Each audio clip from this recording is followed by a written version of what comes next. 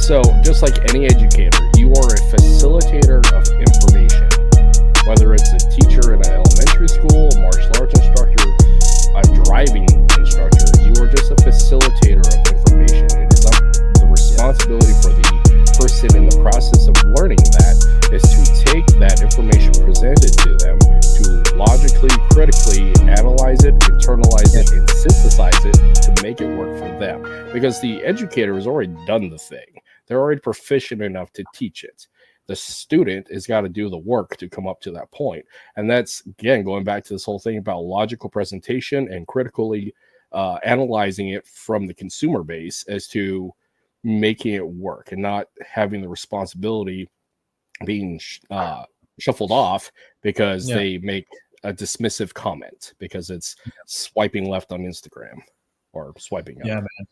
And also in that regard, like whenever I front load my seminars, when I'm given the opportunity to, it starts off with a classroom presentation, and one of those slides is the use of force model, the continuum of force, and in big bold letters, it says this is not a use of force course.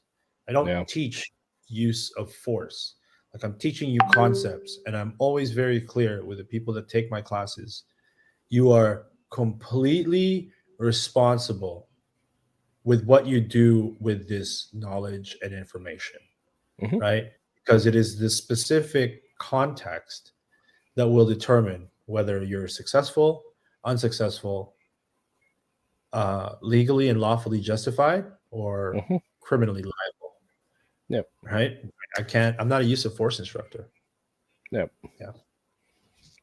Yep. And the other one too is going into this issue of what is the student there for? Why did they come to the seminar? Are they actually going to potentially use this because professionally? So that's your law enforcement, military, personal protection people. So that's important. Or is this, again, back to that 80% of the civilian populace who are just there just because? Yeah.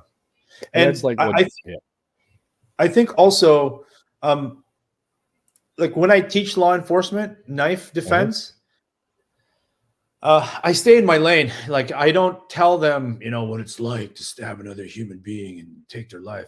And I do not teach them tactics because I'm too unfamiliar with a specific frame. Even if I seek to be educated, like, hey, what do you need me for? What's the context of, why you think you need me? And I'll examine those, and then I'll formulate a curriculum for the seminar that best serves those needs. But for the most part, it's recognition, initial defense, breaking contact to access higher force options, right? Like I hate the comment of I'll just shoot the guy, but the reality is, like, if you're in the shit, like you just need to survive this initial wave and then get time and space to be able to get to something better than a knife, right? Yeah. Like that's the truth. I will teach them how to get into some good control positions and some options for takedowns. But it's very difficult to train those things in a bigger group. And depending on the environment, right? Do we have crash mats or not? Do we have protective gear or not? And luckily, most of the cops and the units that I've trained, they have a budget for training. So I'll just go like, here, I'm going to lead you up to this point, but we're not going to go beyond this point. I'm going to teach you how to get to this point and go with your fucking unit, right? And go past that. Because I don't even think my insurance covers that kind of, where you really need to take this. So I'm just very careful with, staying in my lane and being truthful and honest and authentic about what I can, what I think I can impart, and where I think like, hey, this is my stop, bro. You know what I mean? Like you got to get off my bus, go grab a transfer, and then go find a wrestler or a jiu-jitsu or a judo guy to really teach you the nuances of this takedown, right? Because I'm not going to be able to identify